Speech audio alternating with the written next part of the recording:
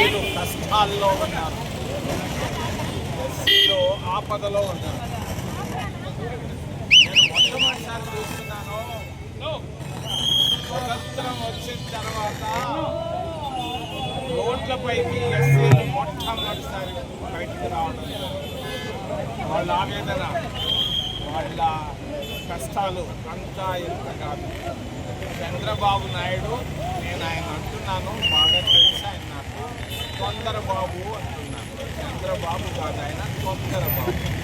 తొందరపడి వర్గీకరణను ప్రవేశపెట్టాడు అసెంబ్లీలో. ఇది చెల్లదయ్యా బాబు, నువ్వు ఎందుకు బ్రిటిష్ వాళ్ళలాగా విభజించి పరిపాలించాలనుకుంటున్నావు? దళితుల్ని, ఈ మాలా మాదిగలను విభజించే హక్కు నీకు లేదు.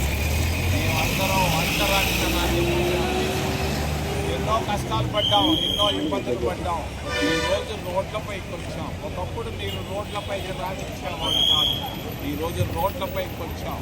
మా కష్టాలు, కన్నీళ్ళు అంతా ఇంత కాదు.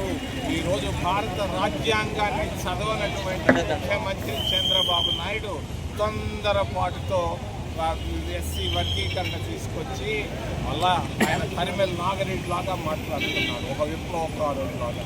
సామాజిక న్యాయం అంటాడు. సామాజిక న్యాయం అంటే ఏంటి? 15 ఏళ్ళు ముఖ్యమంత్రిగా నీ ముట్టి కింద పెట్టుకోవడమా సామాజిక న్యాయం?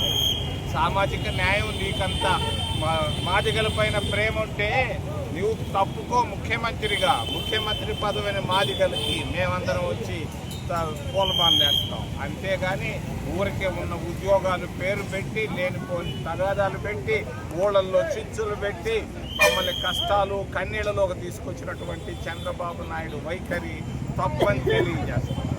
ఈరోజు ఒకప్పుడు ఆంధ్రుల ఆత్మగౌరవం పైన వచ్చినటువంటి తెలుగుదేశం పార్టీ ఆంధ్రుల ఆత్మగౌరవాన్ని మంటగలిపేశారు. ఈరోజు వాళ్ళు చేస్తున్నదంతా ఆర్ఎస్ఎస్ సిద్ధాంతాలు, ఆర్ఎస్ఎస్ ఆలోచన విధానాన్ని తెలుగుదేశం పార్టీ తీసుకొని ముందుకెళ్తా ఉంది. చంద్రబాబు నాయుడు ఆలోచన విధానం పొరపాటు. నువ్వు చేసిన తొందరపాటు నిర్ణయాన్ని వెనక్కి తీసుకోవాలని నేను డిమాండ్ చేస్తూ మదనపల్లి నుంచి నేను అడుగుతున్నాను, 15 సంవత్సరాల్లో ముఖ్యమంత్రిగా మదనపల్లికి ఏం చేశావు? ఒక చిన్న పనన్నా చేశావా? ఏమీ లేదే.